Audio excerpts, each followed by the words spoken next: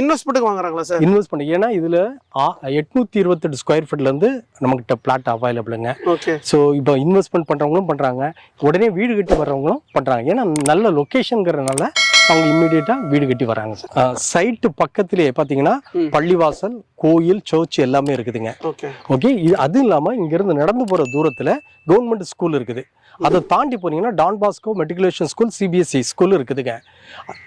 பஜார், கல்யாண மண்டபம் எல்லாமே பக்கத்துல இருக்குது.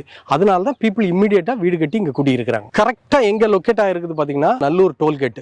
டோல்கேட்டை தாண்டி நீங்க 5 நிமிஷம் டிராவல்ல கல்கத்தா ரோட்ல இருந்து 1.5 கிலோமீட்டர்ஸ் உள்ள நம்ம சைட் இருக்குதுங்க.